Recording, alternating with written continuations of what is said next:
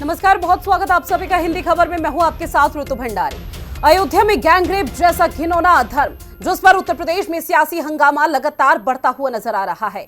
अब इस बीच सीएम योगी आदित्यनाथ के सदन से इंसाफ की दहाड़ लगाने के बाद अयोध्या की बेटी को इंसाफ दिलाने के लिए प्रशासनिक अमले ने कई कदम बढ़ा दिए हैं, जिस पर अयोध्या गैंगरेप कांड की गूंज अब उत्तर प्रदेश सदन में भी सुनाई दी। उस पीड़ित परिवार से सीएम योगी आदित्यनाथ ने राजधानी लखनऊ में मुलाकात की, उनका हालचाल जाना और न्याय दिलाने का भरोसा भी दिया। अब इस भरोसे की गूंज अब एक्शन के तौर पर न सिर्फ दिखाई दे रही है, बल्कि दरिंदे मोहित खान की मुश्किलें भी बढ़ा रही है, क्योंकि जिस मोहित खान ने अयोध्या की बेटी के साथ गैंगरेप जैसी दरिंदगी को अंजाम दिया, जिसे अपने सियासी रसूख के चलते डराया और धमकाया गया, उस पीड़ित परिवार के साथ आज योगी आदित्यनाथ की सरकार खड़ी है।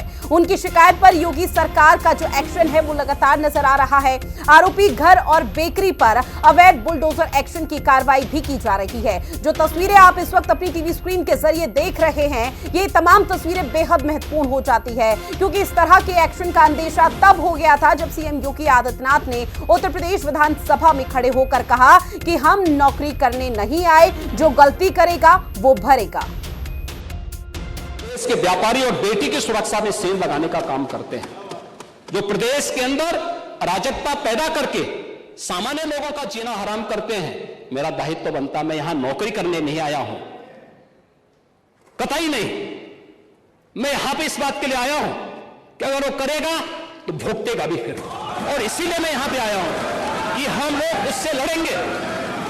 ये लड़ाई हमारी सामान्य लड़ाई नहीं है, ये प्रतिष्ठा की लड़ाई भी नहीं है। मुझे प्रतिष्ठा प्राप्त करनी होती तो मुझसे से ज्यादा प्रतिष्ठा अपने मठ में मिल जाती है, कोई आवश्यकता नहीं मेरे लिए। लेकिन इस प्रकार के गुमराह भरे तथ्यों को लेकर क्या बातें हैं।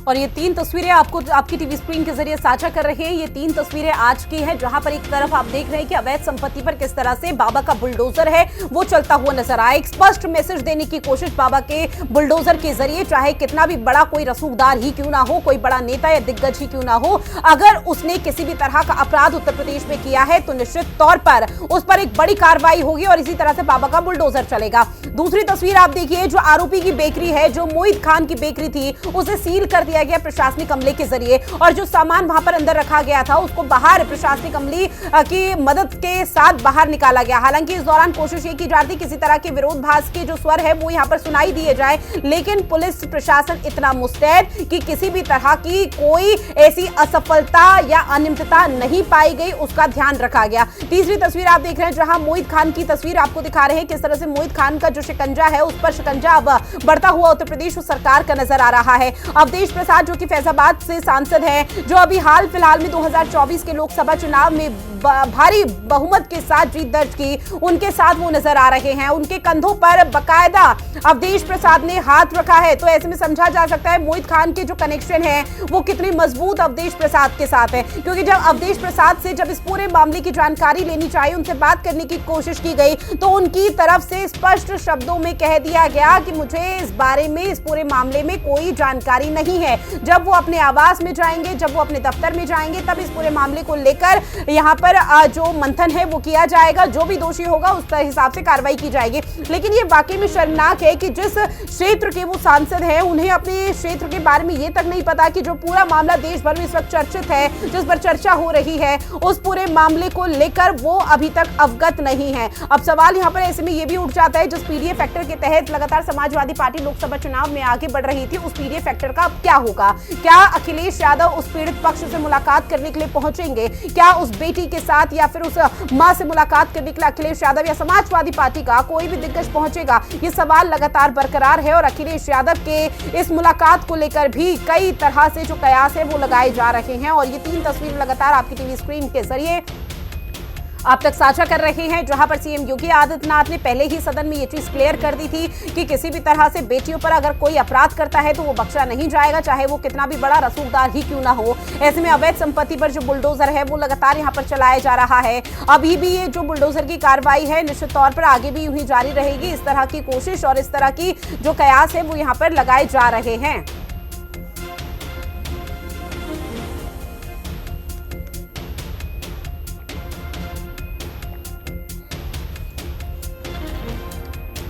और अयोध्या में क्या हुआ वो भी आपको बता दें। 12 साल की नाबालिग से 2 महीने पहले गैंगरेप किया गया था। आरोपियों में एक समाजवादी पार्टी का नेता है, उसका नाम मोहिद खान है। ऐसे में वीडियो बनाकर ब्लैकमेल करने तक का आरोप है। और जिसने दूसरा जो साथी था उसने वीडियो बनाया था। पीड़िता के गर्भवती होने से एक बड़ा खुलासा हुआ है।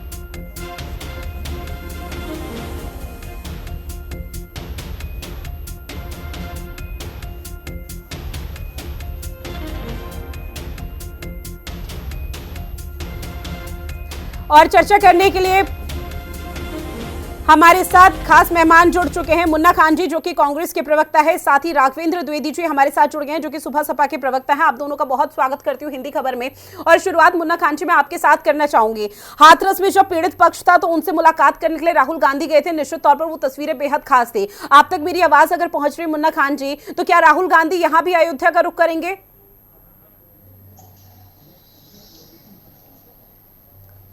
मुन्ना खान जी आवाज पहुंच रही है आप तक?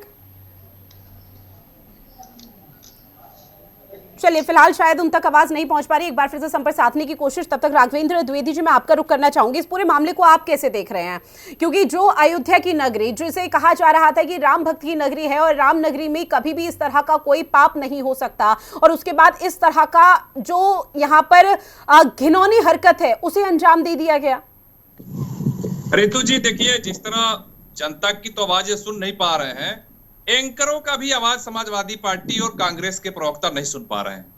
मैं एक बात बता दूं कि उत्तर प्रदेश में किसी भी प्रकार का कोई अपराध बर्दाश्त नहीं होगा। अखिलेश यादव जी मोइन खां को क्यों बचा रहे हैं?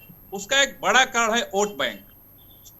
अखिलेश यादव जी अवधेश प्रसाद को लेके पूरे देश में घूम रहे हैं कि ये अयोध्या से सांसद हैं, लेकिन उसी अवधेश प्रसाद के साथी जो एक बलात्कारी है उसको लेके अनभिज्ञ है, उसको लेके कोई चर्चा। लेकिन राघवेंद्र जी निश्चित तौर पर वोट बैंक के लिए, लेकिन सर सवाल यहाँ पर यह भी उठ रहा है ना कि क्या इस तरह के मामलों पर भी राजनीति करनी चाहिए? इस तरह के मामलों पर जब खुद से एक्शन लेने की बारी होनी चाहिए थी अखिलेश यादव की, तब भी इस तरह के मामलों पर वोट बैंक का जिक्र किया जा रहा है। 2027 के चुनावों का जिक्र किया जा रहा है। देखिए रितु जी, ये इसलिए किया जा रहा है कि अखिलेश यादव जी समाजवादी पार्टी के राष्ट्रीय अध्यक्ष हैं और आरोपी जो है उन्हीं के पार्टी का एक पदाधिकारी है, और समाजवादी पार्टी अभी तक कोई एक्शन नहीं लेती है। चलिए अखिलेश यादव जी पुरुष हैं, डिंपल यादव जी महिला है, उनको तो आगे आके कोई बयान देना चाहिए। कहाँ गई प्रियंका गांधी, कहाँ गए राहुल गांधी? जो पिछले जो कांड हुआ उसको लेकर जो घेर रहे थे, इस अयोध्या के कांड पे इन लोगों को साफ सूंघ गया है क्या? ये केवल राजनीतिक रोटी सेकेंगे या फिर कुछ और भी करेंगे? जनता जानती है कि इनको क्या करना है। और योगी आदित्यनाथ जी सरकार चला रहे हैं तो उनको पता है कि इन जैसे अपराधियों से कैसे निपटना है। जिस मासूमों के साथ जो खिलवाड़ करेगा उसका उत्तर प्रदेश में नामो निशान मिट जाएगा। ठीक है, प्रशांत उमराव जी भी हमारे साथ जुड़ चुके हैं जो कि बीजेपी के प्रवक्ता है। सर आपका भी बहुत स्वागत करती हूँ हिंदी खबर में। और ऐसे में मुन्ना खान जी अगर आप तक आवाज पहुंच पा रही है तो सर राहुल गांधी कब मिलने जा रहे हैं पीड़ित पक्ष के पास अयोध्या? आपने ये पूछा कि राहुल गांधी जी कब जा रहे हैं पीड़ित पक्ष से मिलने अयोध्या? आपने ये क्यों नहीं पूछा कि मोदी जी कब जा रहे हैं पीड़ित परिवार से मिलने अयोध्या? अभी जिस मुद्दे पर मेरी आपसे बात हो रही है सर, सुनिए मेरी बात सुनिए। उसी मुद्दे पर आप सुन तो पहले एक रिएक्शन आप सुन लीजिए, एक काउंटर आप सुन लीजिए, उसके बाद आप अपनी जवाब रखेगा। आप कांग्रेस के प्रवक्ता हैं, कांग्रेस के बिहाफ में आप अपनी बात रखते हो। निश्चित तौर पर मैं राहुल गांधी, प्रियंका गांधी, मल्लिकार्जुन खड़गे के बारे में पूछूंगी। आपसे मैं ये तो नहीं पूछूंगी प्रधानमंत्री नरेंद्र मोदी का आज दौरा कहां पर है, कहां नहीं है, कहां वो है। बीजेपी के प्रवक्ता हमारे साथ जुड़े, बीजेपी से पूछूंगी। अब आप अपनी बात रखिए। नहीं, क्यों प्रधानमंत्री बीजेपी के हो? हमारे प्रधानमंत्री नहीं है। अच्छा ठीक है, तो आप बताइए प्रधानमंत्री नरेंद्र मोदी कब जा रहे हैं अयोध्या? ठीक है, आपको सारी नॉलेज है, आप बताइए प्रधानमंत्री नरेंद्र मोदी कब जा रहे हैं? प्रधानमंत्री तो आपके भी है ना, 140 करोड़ जनता के। हाँ, तो आप बताइए ना कब जा रहे हैं, आप बताइए कब जा रहे हैं? तो ये सवाल होना चाहिए था ना। सवाल आप नहीं बताएंगे, आपका जो ये सुर और लय है ना इसको आप अपने पास रखिए। सवाल आप नहीं बताएंगे, इस तरह के गंभीर मुद्दों में तो कम से कम सही तरीके से बात कीजिए। बिल्कुल सही तरीके से बात कर रहा हूं मैं, अब यही सही तरीका है। भारतीय जनता पार्टी के प्रवक्ता से हमें सीखने की जरूरत नहीं है। भारतीय जनता पार्टी ये बताए कि लगभग 1460 जो घटनाएं हुई भारतीय जनता पार्टी के शासनकाल में, कितने पीड़िता के पास ये भारतीय जनता पार्टी के प्रवक्ता मिलने गए, या भारतीय जनता पार्टी के मुख्यमंत्री योगी आदित्यनाथ मिलने गए? ठीक है, लॉटरी मुन्ना खान जी, इस बीच एक बड़ी खबर मिल रही है। अयोध्या में संजय निषाद ने पीड़ित परिवार से इस दौरान मुलाकात की है। बड़ी खबर, संजय निषाद ने सीएम योगी आदित्यनाथ का आभार भी व्यक्त किया है। जो समाजवादी कार्यालय के बाहर धरना दूंगा, ये बड़ा बयान संजय निषाद के जरिए मीडिया से मुखातिब होते हुए कहा गया। साथ ही उन्होंने कहा कि अयोध्या के सांसद के खिलाफ समाजवादी पार्टी एक बड़ी कार्रवाई करे, क्योंकि उनकी तरफ से कहा गया था कि मैं इस पूरे मामले से अवेयर नहीं हूं, इस पूरे मामले पर संज्ञान जल्द लिया जाएगा, जो भी चीजें आगे होंगी उस पर मंथन किया जाएगा। और इसी के चलते अब संजय निषाद यहां अयोध्या पहुंचे, जहां संजय निषाद को आप देख रहे हैं किस तरह से वो भावुक भी होते हुए नजर आए। और ऐसे में उन्होंने सीएम योगी आदित्यनाथ का आभार व्यक्त किया। क्या कुछ उन्होंने मीडिया से मुखातिब होते हुए कहा, पहले वो सुनिए।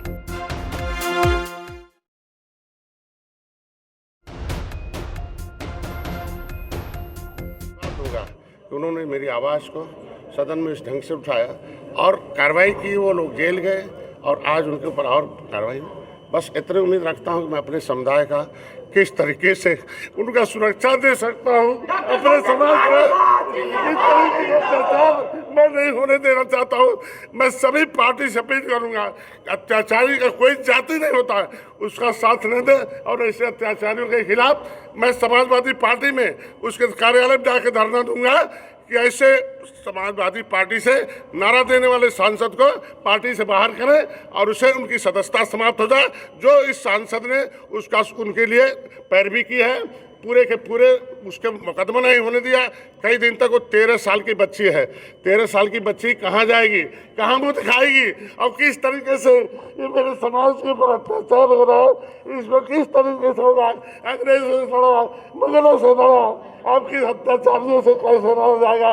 मैं समाज से अपील करता हूँ कि ऐसे लोगों के खिलाफ खड़ा हूँ और अपने न्याय के लिए मेरा साथ दें और मैं उसे जहाँ तक हो सकता है उसे लड़ाई लड़ने का काम करूँगा। चलिए सीधा रुख मुन्ना खान जी का। मुन्ना खान जी, अपनी बात रखिए आप। यही कह रहा था कि जिस तरीके से उत्तर प्रदेश में रितु जी बार बार ये घटनाएं सामने आ रही है, आपने देखा होगा पीछे हाथरस की घटनाएं थी, जो एक दलित के बेटी के साथ जो अत्याचार हुए, उसके बाद हिंदू रीति रिवाज के हिसाब से आप शाम के टाइम दाह संस्कार नहीं कर सकते, लेकिन सरकार तानाशाह सरकार के रवैये के हिसाब से, इनके तानाशाही की वजह से उसे रात में 9 बजे दाह संस्कार करवाएंगे। मैं ये पूछना चाहता हूँ, किस रीति रिवाज किस धर्म में लिखा, बताइए। तो आए दिन इस तरीके से पीड़िता पे घटनाएं घट जाना और सरकार कार्रवाई नहीं करती। मैं ये कह रहा हूँ, संजोगवश वो समाजवादी पार्टी का नेता था, कार्रवाई होगी, 100% होगी। इन घटनाओं से जो ये घटनाएं विचलित करती हो समाज में बहू बेटियों के साथ, ऐसी घटनाओं पे निरंकुश लगना चाहिए, इसका मैं विरोध करता हूँ। लेकिन विरोध में भारतीय जनता पार्टी का भी करता हूं कि आए दिन जो घटनाएं घट रही है और सरकार खामोश है, सिर्फ ये पता लग जाए कि वो भारतीय जनता पार्टी के कार्यकर्ता है। चाहे बनारस की घटना हो, चाहे वो अयोध्या की घटना हो, चाहे वो कानपुर की घटना हो, हाथरस की हो, कोंडली की हो, फैजाबाद की हो या गोरखपुर की हो, वहां ये सरकार खामोश क्यों हो जाती है? कार्रवाई वहां भी होनी चाहिए। ये कह के मैं उन्हें सपोर्ट नहीं कर रहा, क्योंकि जो गलत है, जो अपराध है अपराध है। अपराधी का कोई न जात होता, न कोई धर्म होता है, न वो किसी दल से अगर है तो अखिलेश यादव जी निश्चित तौर पे कार्रवाई करेंगे। मैं ये पूछना चाहता हूँ, 1460 घटनाएं जो हुई, वो भारतीय जनता पार्टी की जो कार्यकर्ता थे, क्या उनपे कार्रवाई करेगी भारतीय जनता पार्टी की सरकार? मेरा छोटा सा सवाल है रितु जी, बस इतना पूछ लीजिए। ठीक है, यही सवाल लेकर मैं प्रशांत उमराव जी के पास जाऊंगी, लेकिन उससे पहले एक खास मेहमान और जुड़ गए हैं, समाजवादी पार्टी के नेता अनिरुद्ध चंदेल जी। सर, बहुत स्वागत करती हूं आपका। और सवाल आपसे ये अनिरुद्ध चंदेल जी कि लोकसभा चुनाव में महिला सुरक्षा को लेकर तमाम दावे वादे किए गए थे। अयोध्या वो सीट थी जहां पर आप लोगों को शायद अंदाजा भी नहीं था कि जीत सकते हैं, क्योंकि बीजेपी ओवर कॉन्फिडेंस में थी और इसी चीज का जिक्र किया गया। लेकिन सर, अयोध्या में ये क्या हो गया? देखिए ऋतु जी, बहुत ही शर्मनाक घटना है और इससे पूरा देश क्या प्रदेश सभी लोग हताहत होते हैं और इस तरह घटनाएं लगातार कहीं न कहीं घटती हैं। तो ये महिलाओं के प्रति जो सब तरफ चल रहा है, जो अत्याचार, जो भी घटनाएं हो रही हैं, ये बहुत ही दुर्भाग्यपूर्ण है। और जो भी इसमें दोषी हैं उनके खिलाफ समाजवादी पार्टी, पूरी अखिलेश यादव जी खुद और पूरी पार्टी चाहती है कि उसके खिलाफ सख्त से कार्रवाई हो। बट ये कहीं ना कहीं होता है कि कार्रवाई एक तरफा होती दिखती है। आज समाजवादी पार्टी से जुड़ा है तो उसपे आज कुछ बुलडोजर चल रहा है, जो भी हो रहा है वो हो, तो जो कार्रवाई सरकार कर रही करे। मगर जब वही लोग भाजपा से जुड़ जाते हैं, उनका नाम जब भाजपा से जुड़ा हुआ आता है, तो बिल्कुल वो ये चुप्पी चाप के बैठ जाते हैं, कहीं बुलडोजर नहीं दिखता है। ऐसा क्यों? ये जब वो लोग दूसरी पार्टियों में रहते हैं तो वही बलात्कारी होते हैं, वही दुराचारी होते हैं, वही भ्रष्टाचारी होते हैं, मगर जिस दिन वो भारतीय जनता पार्टी में चले जाते हैं वो गंगा जल से धुल जाते हैं और वो उनको बिल्कुल पवित्र हो जाते हैं। तो ये दुर्व्यवहार क्यों? ऐसा इस तरह का जो घटनाएं, जो इस तरह की जो इनकी रणनीति है वो क्यों अपनाते हैं कि दूसरी पार्टी का है तो उस पर आप बुलडोजर चलाएंगे और आपकी पार्टी में चला गया तो वही बिल्कुल संत बन गया। तो ये जो घटनाएं हैं ये बहुत ही दुर्भाग्यपूर्ण है। महिलाओं बच्चियों पर जो अत्याचार हो रहा है, ये बाबा जी की सरकार क्यों अंकुश नहीं लगा पा रही है? ठीक है सर, ठीक है। बीजेपी से सवाल पूछूंगी। बीजेपी लॉ एंड ऑर्डर क्योंकि लगातार फेल हो रहा है, ना सिर्फ इस पूरे मामले पर, पिछले कुछ समय से कई तरह की जो आपराधिक घटना है वो बढ़ चढ़कर सामने आई है। लेकिन अनिरुद्ध चंदेल जी, सवाल आपसे ये कि इस पूरे मामले पर समाजवादी पार्टी के नेता का ही नाम सामने आया है। पीड़ित पक्ष की जो मां है, पीड़िता की जो मां है, उनके जरिए ये कहना कि जो मोहित खान है 2 महीने पहले गैंगरेप की वारदात को अंजाम दिया गया था, उसका सहयोगी था राजू वर्मा, जिसने ये वीडियो बनाया और वीडियो सोशल मीडिया पर वायरल कर देगा, इस तरह की धमकी दी गई। और चलिए ठीक है, ये पूरे मामले को लेकर योगी सरकार एक्शन में आ रही है, आप लोगों के जरिए कई बातों का जिक्र किया जा रहा है। लेकिन जब ये पूरा मामला तूल पकड़ गया तो आज 2 समाजवादी पार्टी के नेता, जिसमें एक जय सिंह राणा है और एक और समाजवादी पार्टी के नेता हैं, जिन्होंने पीड़ित पक्ष को धमकाने की कोशिश की, साथ ही ये दबाव बनाया कि आप इस पूरे मामले को बदल दीजिए, अपने पास वापस ले लीजिए। क्या इस तरह से समाजवादी पार्टी पीडीएफ फैक्टर के तहत आगे बढ़ रही है? ऐसा कोई समाजवादी पार्टी का नेता नहीं हो सकता है कि इस तरह की कोई बयान दे। और एफआईआर दर्ज हो चुकी है सर दोनों पर। तो अगर एफआईआर दर्ज हो चुकी है तो उन पे निश्चित उन पर भी कार्रवाई होनी चाहिए, क्योंकि बहन बेटियों के संग अगर इस तरह की हरकत हो, उससे कोई ना समाजवादी पार्टी छूट देती किसी को और ना राष्ट्रीय अध्यक्ष जी छूट देते, ना हम लोग सच धरे उसके। तो इस तरह घटनाओं पे कोई किसी का पसंद नहीं होता।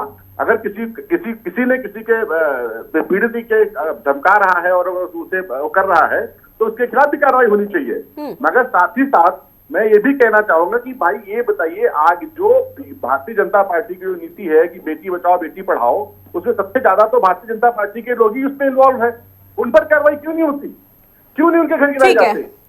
क्यों नहीं उनके घर तोड़े जाते? ठीक है, अब जवाब ठीक है सर, अब जवाब की बारी। प्रशांत उमराव जी जवाब दीजिए, क्योंकि पैनलिस्ट के जरिए आप पर ही सवाल उठाए जा रहे हैं और निश्चित तौर पर सवाल उठेंगे क्योंकि राज्य में सरकार आपकी है, सत्ता में आप हैं। अगर अयोध्या के सांसद को अभी छोड़ दिया जाए और पूरे राज्य का जिक्र किया जाए तो लॉ एंड ऑर्डर पर लगातार सवाल उठ रहे हैं। ऐसे में समाजवादी पार्टी के नेता अनिरुद्ध चंदेल जी का सीधे तौर पर कहना कि जब ये पूरा मामला समाजवादी पार्टी या विपक्ष का होता है तब तो आप लोग निष्पक्ष कार्रवाई करते हैं, लेकिन जब यही कोई बीजेपी का नेता या बीजेपी का कार्यकर्ता भी निकल जाता है तब ये दोहरा मापदंड क्यों अपना दिया जाता है? देखो ऋतु जी, इतना विभत्स और घृणित मामला है, इस पे भी अगर आप राजनीति कर रहे हैं, इस पे भी आरोप प्रत्यारोप कर रहे हैं। जो मोहित खान है या अवधेश पासी का 20 साल से अधिक पुराना साथी है, भदरसा नगर अध्यक्ष समाजवादी पार्टी का अभी अगस्त 2023 में अपॉइंटमेंट हुआ है। 4 दिन इस घटना के प्रकाश में आए, मीडिया खो चुके और उसकी नियुक्ति जो उसके लेटर हेड पे है अखिलेश यादव के इशारे पर हुई, अखिलेश यादव के आदेश पर हुई है। अभी तक उसको पार्टी से नहीं निकाला गया है। उसका जो दूसरा नौकर है, राजू वर्मा नहीं, राजू खान है, वो भी उसमें गिरफ्तार हुआ है। कल राशिद खान जो भदरसा नगर पंचायत का चेयरमैन है, जिसको अखिलेश यादव ने टिकट दिया और चुनाव जीता, वो राशिद खान कल अस्पताल में जाकर उस पीड़िता को धमकी देता है जान से मारने की, कि मैं तुम्हें जान से मार दूंगा, केस में समझौता कर लो, एफआईआर कर दो। आज उसको 24 घंटे होने वाले हैं, उसको अभी तक अखिलेश यादव ने अपनी पार्टी से नहीं निकाला है। भाई आप अपनी पार्टी से उनको क्यों रखे हुए हैं? अगर आपको कहते हैं कि अगर आरोपी हैं, अपराधी हैं, और उसी मोहित खान के घर पर अखिलेश यादव ने 2012 में पुलिस चौकी खुलवाई थी। एक अपराधी बलात्कारी के घर पे आपने पुलिस चौकी खुलवाई। कल वहां पे मौर्य और निषाद समाज के लोग भदरसा में लगातार प्रोटेस्ट कर रहे हैं कि जो वहां का नगर पंचायत चेयरमैन है राशिद खान, वो वहां की उनकी गरीबों की जमीनों पर कब्जा कर रहा है। जो आपके पीडीए में आते हैं मौर्य समाज के और निषाद समाज के लोग, वो आप वहां के लोगों की जमीनों पर कब्जा कर रहे हैं। आप देखिए उत्तर प्रदेश सरकार का, योगी सरकार का बुलडोजर लगातार चल रहा है। जो मोहित खान की बेकरी थी वहां से अखिलेश यादव के घर पे पलट जाता है। ऐसा तो है नहीं अखिलेश यादव उसको जानते नहीं है, पुराने संबंध हैं, आज तक क्यों इसलिए उसको बचाने का प्रयास करें। और ये बेशर्म जो अवधेश पासी है, इससे 3 दिन पहले संसद में पत्रकारों से सवाल पूछा तो कह रहा है कि नहीं मैं अयोध्या जाऊंगा तब मैं बात करूंगा। आज जब ये अयोध्या पहुंचा है तो इससे पत्रकारों ने पूछा कि आप इसको मोहित खान को जानते हो, तो उसका जवाब है कि मैं 1977 में सूचना मंत्री था और तब केंद्र में आडवाणी जी सूचना प्रसारण मंत्री थे। इस तरह का बेशर्म आदमी है कि जिसके साथ वो घूम रहा है, उसके चुनाव प्रचार में 20 साल है, जब विधायक था तब भी उसके साथ था, सांसद था तब भी उसके साथ था, उसका नाम लेने के बजाय ये कह रहे कि मैं 1970 में सूचना मंत्री था। ये तो चूंकि समाजवादी पार्टी का नारा होता था कि लड़के हैं गलतियां हो जाती हैं, ये लोग तो बलात्कारियों को समर्थन करने वाले लोग हैं। गायत्री प्रजापति की जब जो उस पर आरोप लगे, अखिलेश यादव ने उसको अपने व्हाइट हाउस में छुपा कर रखा। फरवरी 2017 में जब सुप्रीम कोर्ट ने आदेश दिया कि सरेंडर करो, तब अखिलेश यादव ने उसको सरेंडर करा है, फिर उसको टिकट दिया, उसको सजा हो गई, उसके बावजूद उसके परिवार की उनकी पत्नी को टिकट दिया है। ये लोग तो संरक्षण देने वाले आदमी हैं। आज इसलिए इनके मुंह से मोहित खान का नाम नहीं निकल रहा है। लेकिन वही संरक्षण का आरोप आप लोगों पर लग रहा है ना प्रशांत उमराव जी, वही संरक्षण का आरोप आप लोगों पर लग रहा है कि संरक्षण तो आप लोग देते हैं। अगर कल को मोहित खान आपकी पार्टी में आ जाएंगे तो आप लोग यहाँ पर पाक साफ करार कर देंगे। यही तो एक उदाहरण के तौर पर यहाँ पे समाजवादी पार्टी कह रही है। नहीं, हमें हमारी पार्टी में ऐसे किसी बलात्कारी अपराधी की जगह नहीं है। हम लोग किसी संरक्षण का नहीं जवाब देते। आप इनसे सवाल पूछिए कि 3 दिन हो गए उसको, इन्होंने मोहित खान को, राशिद खान को पार्टी से निकाला है क्या? हमारी पार्टी में कोई गलत काम करने वाला होता है, हम लोग तुरंत उसको पार्टी से निकाल बाहर करने का काम करते हैं। 3 दिन हो गए, ना ये अखिलेश यादव ने उसका नाम लिया, ना उदेश पासी ने उसका नाम लिया, उसको पहचानने से इनकार कर रहे हैं। आपके टीवी स्क्रीन पे उसकी फोटो चल रही है उदेश पासी के साथ। ये लोग अपनी पार्टी से क्यों नहीं निकाल रहे हैं? अगर वाकई कहते हैं कि अपराध के विरुद्ध, उसको पार्टी से निकालें, अभी लेटर जारी करें। ठीक है, एक और रिएक्शन मैं आपसे लूंगी। आपने चूंकि जिक्र किया कि वो लोग गए, जो आरोपी हैं 2 समाजवादी पार्टी के नेता जिन्होंने धमकाने की कोशिश की है, जिसके नाम लगातार आप बता रहे हैं, उन्होंने, आपने कहा कि वो धमका रहे हैं कि भाई केस वापस ले लो। लेकिन सर ठीक है, अखिलेश यादव पर सवाल उठ रहे हैं, लेकिन क्या आपको नहीं लगता कि जब एक तरफ बाबा का बुलडोजर और कानूनी प्रक्रिया के तौर पर और लॉ एंड ऑर्डर के तौर पर आप लोगों इतनी दुहाई देते थे कि इतना सख्त हो चुका है कि आज उत्तर प्रदेश में बाल भी बाका नहीं हो सकता, उसके बावजूद भी इस तरह की धमकी दी जाती है, इस तरह के आरोप हो जाते हैं? रितु जी जरा इनसे पूछ लीजिए कि जितनी बड़ी बड़ी बातें कर रहे हैं। एक सेकंड, अनिरुद्ध चंदेल जी, एक सेकंड लॉटरी में आपके पास, माफी के साथ ये सवाल बीजेपी के प्रवक्ता के साथ था। संसद में कर चुके हैं, बयान दे चुके हैं कि बुलडोजर का समर्थन कर चुके हैं। अब सब पे कार्रवाई हो रही है, किसी को बख्शा नहीं जाएगा, चाहे किसी पार्टी का अपराधी हो, कोई भी व्यक्ति हो, चाहे किसी धर्म का हो, किसी जाति का हो, सब पे लगातार समान भाव से कार्रवाई हो रही है। सर 2027 में चुनाव होने हैं विधानसभा के, और विधानसभा चुनाव जब होंगे तब तक आप लोगों का ही शासन रहेगा, लेकिन आप लोगों की तरफ से इतने सख्त कदम क्यों नहीं उठाए जाते ताकि इस तरह के मामलों में बढ़ोतरी ना हो? जब बुलडोजर की प्रक्रिया यहाँ पर शुरू हुई थी कार्रवाई, तब तो आप लोगों की तरफ से बहुत दुहाई दी गई थी कि अब बुलडोजर की कार्रवाई हो रही है, देखिएगा अपराधों का नेस्त नाबूद कर दिया जाएगा। ऐसे नेस्त नाबूद होगा? देखिए रितु जी, ये सामाजिक अपराध है। आप सवाल तब उठाइए जब अपराध होने के बाद हम कार्रवाई न करें। लखनऊ में घटना हुई, अपराध होने के बाद हर कोई कार्रवाई का आश्वासन देता है, हर कोई कार्रवाई करता है। अनिरुद्ध चंदेल जी जवाब दीजिए। मैडम आप बताइए, ठीक है सर, समय की कमी है, अपराध के पहले हमें सुन लीजिए सर, सुन लीजिए। कार्रवाई करनी है, कौन सा सवाल होता है भाई? इस तरह की अपराध होने के बाद कार्रवाई करेंगे, जीरो टॉलरेंस की बात करते हैं। जरा इनसे पूछिए कि अजय मिश्रा टेनी जो इनकी जिस पर सैकड़ों किसानों पे जब गाड़ी चढ़ाई, उसको इन्होंने दोबारा टिकट दिया, और जिस गायत्री प्रजापति की बात कर रहे थे उसकी बीवी को इन्होंने चुनाव लड़ाया, इनकी पार्टी में बैठी हुई है। कौन सा मतलब किस तरह की बात करके बोलने लगे? अजय मिश्रा ने गाड़ी चलाई क्या? जिसने चढ़ाई कोर्ट ने जेल भेजा। ठीक है, आप लोगों को अगर तू मैं करनी है तो मैं आप डिबेट के बाहर करिएगा, क्योंकि इस पूरे मामले पर जहां पर गंभीरता आप लोगों को दिखानी चाहिए थी, वो गंभीरता नजर नहीं आ पा रही है। चाहे बीजेपी हो या समाजवादी पार्टी, महज एक दूसरे पर आरोप लगाया जा रहा है, छीटाकशी की जा रही है। बहरहाल आप सभी मेहमान हमारे साथ जुड़े, इस महत्वपूर्ण विषय पर चर्चा की है, उसके लिए बहुत शुक्रिया। लेकिन अब आने वाला वक्त ही बताएगा इस पूरे मामले पर किस तरह से कार्रवाई होती है, और अब अखिलेश यादव का जो रवैया है, जो रुख है इस पूरे मामले पर, वो कैसे स्पष्ट होता है। खास पेशकश में फिलहाल के लिए इतना ही, मुझे दीजिए इजाजत, नमस्कार।